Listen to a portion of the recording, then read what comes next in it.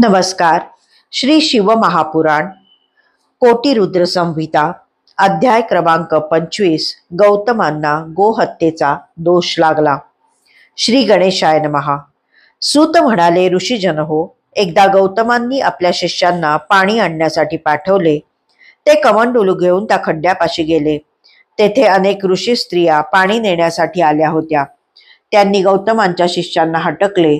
त्या म्हणाला, दूर व्हा, आधी आम्हाला पाणी भरू द्या, मग तुम्ही घ्या. त्यामुळे शिष्यांचा नाईलाज झाला. ते पाणी न घेताच आश्रमात परतले. त्यांनी गौतम पत्नी अहिल्याला सर्व वृत्तांत सांगितला. तिने त्यांना धीर दिला आणि स्वतःच पाणी आणण्यासाठी गेली. ते पाणी गौतमांना दिले. त्यानंतर ती रोजच पाणी आणू लागली. कमंडलू भरून पाण्यासाठी ती रांग लावत नसे. त्यामुळे ऋषी स्त्रियांना राग आला. त्यांनी अहिल्याशी भांडण केले. तिची निंदा करून त्या आश्रमात गेल्या. आपल्या पतींना सर्व हकीकत उलटीच सांगितले. त्यामुळे ते भडकले. त्यांनी गौतमांना शह देण्याचा निश्चय केला. आपला हेतू सिद्ध व्हावा म्हणून त्यांनी गणेशाची आराधना केली. तेव्हा भक्ताधीन राहणाऱ्या गणपतीने त्यांना दर्शन दिले व म्हणाला, ऋषींनो, मी तुमच्यावर प्रसन्न आहे. तुमचे कोणते कार्य करू ते सांगा. ऋषी म्हणाले, देवा, तू आमचे कार्य करण्यास उत्सुक असशील तर असा काहीतरी उपाय कर, ज्या योगे येथील सर्व ऋषी गौतमांच्या विरोधात जातील आणि त्यांची निर्भत्सना करून त्यांना येथून हाकलून देतील. त्यांचे बोलणे ऐकून गणपतीला मोठे आश्चर्य वाटले. तो त्यांना समजावण्याचा प्रयत्न करू लागला. म्हणाला, ऋषींनो, तुम्ही जे काही करत आहात ते योग्य नाही.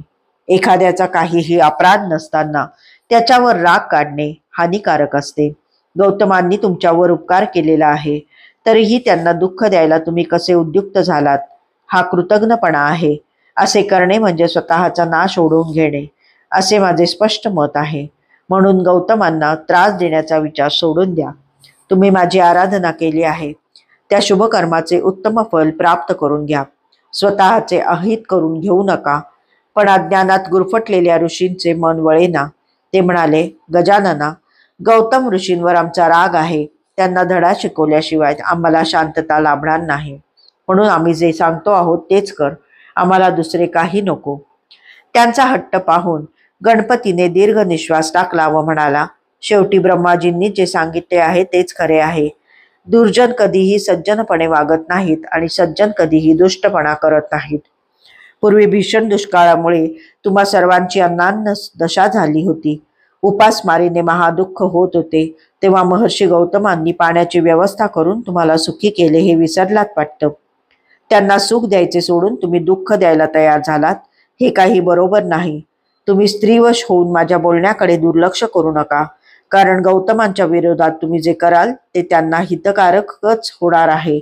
आणि तुम्ही वैरभावाने त्यांना कितीही त्रास दिलात तरी ते तुमच्या सुखासाठीच धडपड करतील यात शंका नाही. म्हणून त्यांच्याशी कपट करू नका असे मी पुन्हा पुन्हा सांगतो आहे. अजूनही वेळ गेलेली नाही.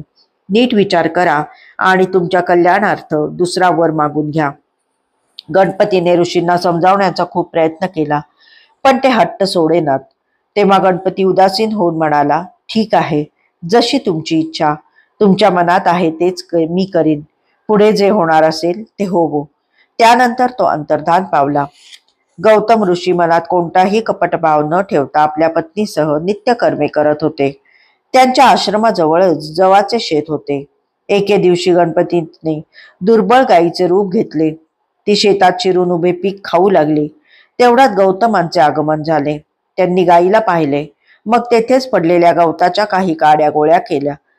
तो जुडगा हातात घेऊन ते तिला हाकलू लागले. तेव्हा काड्यांचा स्पर्श होताच ती गाय त्यांच्या समोरच खाली पडली आणि गतप्राण झाली.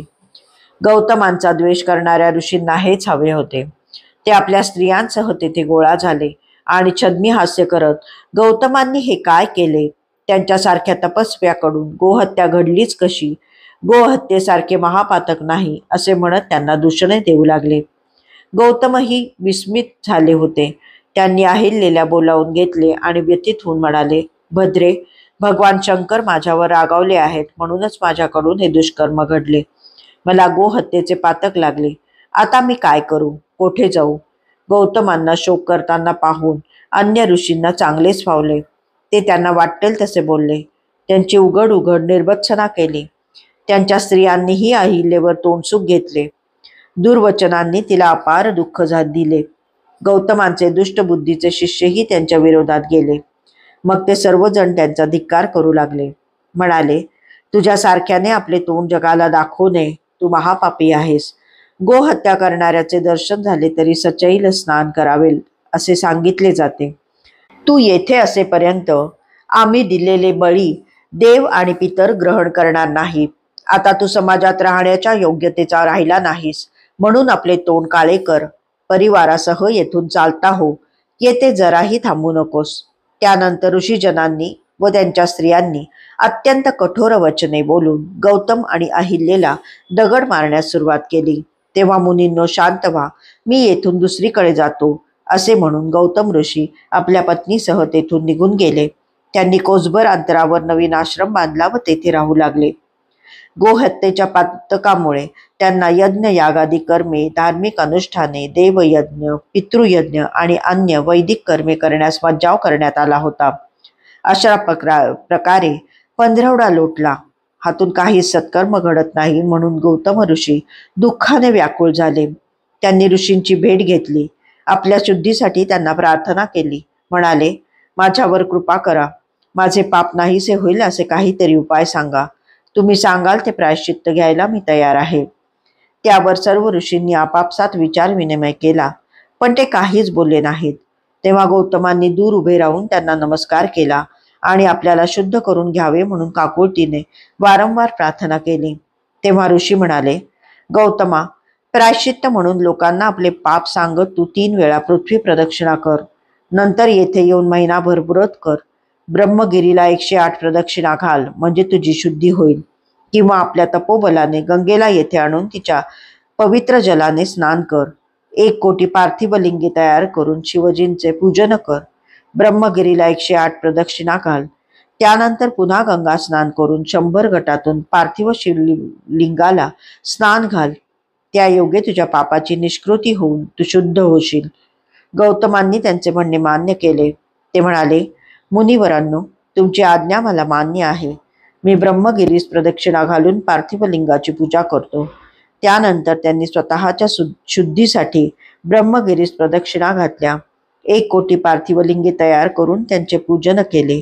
अहिल्याने पूजनादी सर्व कर्मांमध्ये त्यांना मनपूर्वक मदत केली.